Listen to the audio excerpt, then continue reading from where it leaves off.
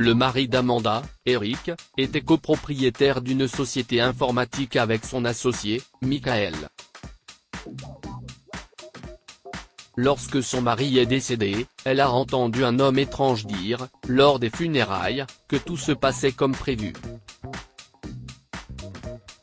Mais ni elle ni Michael ne comprenaient ce que cela signifiait, jusqu'à ce qu'ils découvrent le testament d'Eric. Le décès d'Eric a été une surprise totale pour tout le monde. C'était un homme en bonne santé d'une quarantaine d'années, mais un jour, sa secrétaire l'a trouvé sur le sol de son bureau.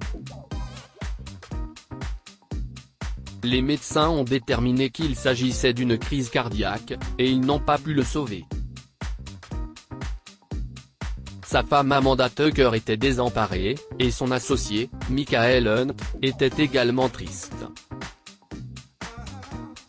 Eric et lui avaient créé leur entreprise technologique à partir de rien, et elle était devenue l'une des meilleures de la Silicon Valley, en Californie.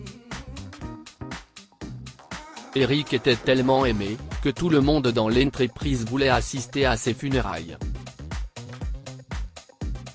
Amanda est restée insensible pendant toute la cérémonie, mais elle a dû saluer et accepter les condoléances d'au moins une centaine de personnes. Il n'avait pas d'enfants, et sa famille vivait dans un autre pays. Donc, elle avait l'impression de n'avoir personne sur qui s'appuyer à part Michael. Michael a essayé d'être présent, mais il souffrait aussi. Cependant, Amanda a remarqué qu'un homme est resté dans un coin de la pièce pendant tout le service. Il s'est éloigné de tout le monde, et n'a pas présenté ses respects. Elle a commencé à penser qu'il travaillait pour le service funéraire, mais elle avait vu les autres travailleurs plus tôt dans la journée. Lorsque tout le monde a fait la queue pour dire au revoir à son mari, elle a remarqué que l'homme cherchait à attraper son téléphone portable. Amanda a prêté attention et, malgré les bavardages des autres, elle a distinctement entendu « Tout se passe comme prévu ». À ce moment-là, une autre personne est venue présenter ses condoléances, et quand Amanda s'est retournée, l'homme était parti. Elle a demandé à Michael de lui parler, mais elle n'a pas pu donner une description claire de l'homme en question.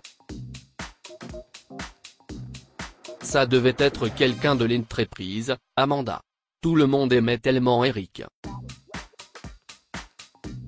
C'était le meilleur patron et il se souciait de ses employés. Je ne sais pas comment nous allons nous en sortir sans lui, a répondu Michael. Après avoir entendu les mots de Michael, elle a chassé de son esprit l'homme étrange et ses paroles cryptiques. Elle avait besoin de régler certaines choses et d'avancer dans sa vie. Quelques jours après l'enterrement, Michael l'a appelée.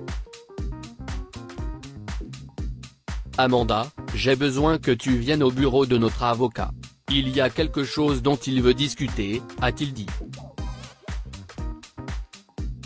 Mr. Ferguson veut me parler? De quoi? Eric n'a pas eu le temps de faire un testament. Y a-t-il quelque chose de mal avec l'entreprise? A demandé Amanda avec inquiétude.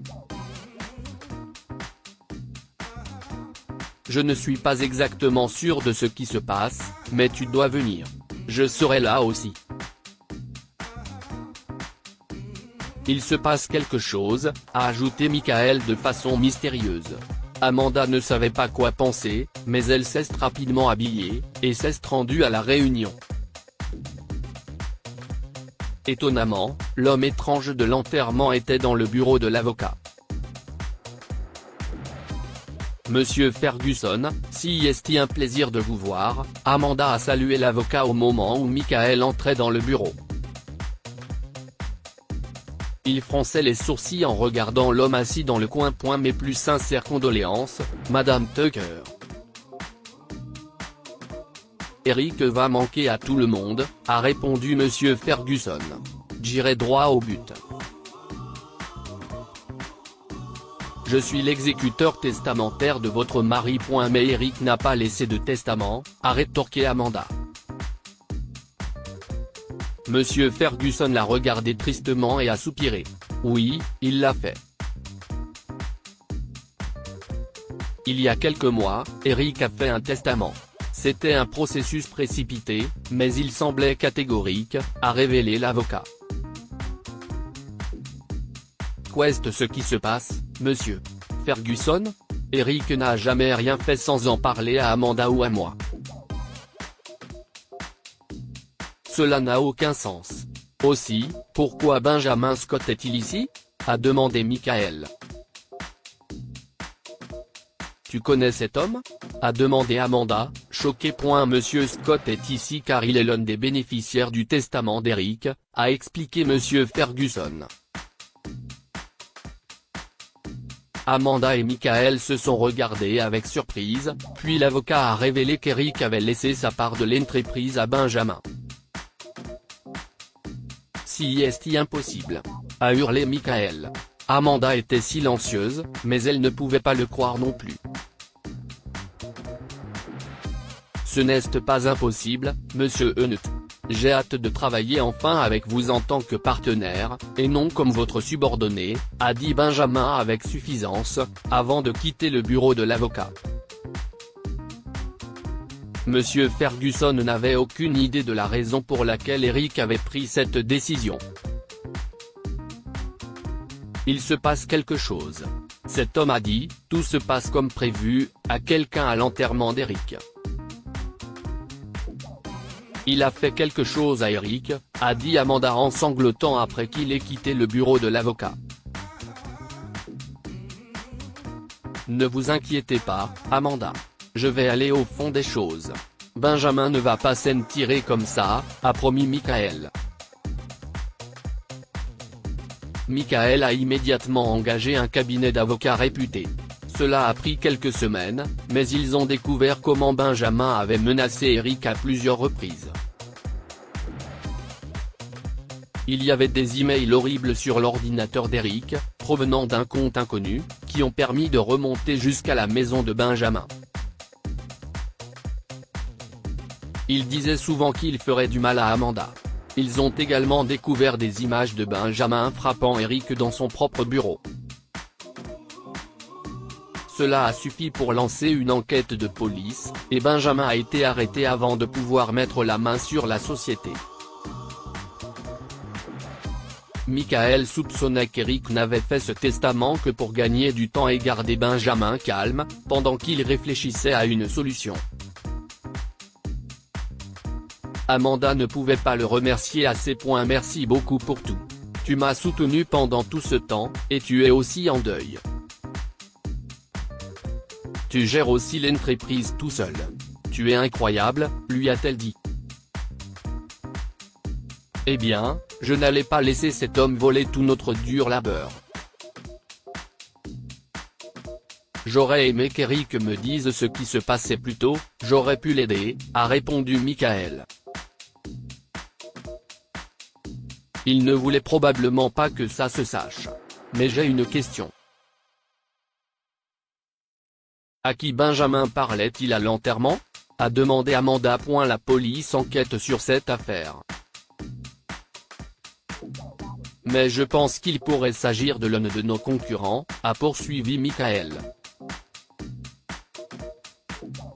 Ce business est brutal, et quand il s'agit d'argent, les gens font des choses folles. Benjamin a fini par donner le nom de son complice, et les flics l'ont arrêté. Michael avait raison, il s'agissait d'une personne importante d'une société concurrente. Il a renforcé la sécurité après cela, et a licencié tous ceux qu'il soupçonnait d'être de mèche avec ces gens. Pendant ce temps, Amanda recevait les parts d'Eric dans la société, que Michael gérait. L'entreprise a continué à se développer, et ils n'ont plus jamais eu à se soucier de Benjamin. Que pouvons-nous apprendre de cette histoire? Méfiez-vous de vos employés. Vous ne savez jamais qui a de mauvaises intentions et pourrait vouloir vous voler votre entreprise. Faites confiance à votre instinct. Amanda a su que quelque chose n'allait pas lorsqu'elle a entendu les paroles de Benjamin à l'enterrement, mais elle l'a oublié trop tôt. Découvrez maintenant l'histoire de cette femme qui est allée voir son fils après 12 ans absence, et a découvert que celui-ci était sur un fauteuil roulant. Cette histoire est inspirée par l'histoire d'un de nos lecteurs et écrite par un rédacteur professionnel. Toute ressemblance avec de véritables noms ou lieux est une pure coïncidence. Toutes les images sont utilisées uniquement à des fins d'illustration. Partagez votre histoire avec nous. Elle changera peut-être la vie de quelqu'un. Si vous souhaitez partager votre histoire, envoyez-nous un mail à info@amomama.com. N'oubliez pas de vous abonner à Amomama sur Google News.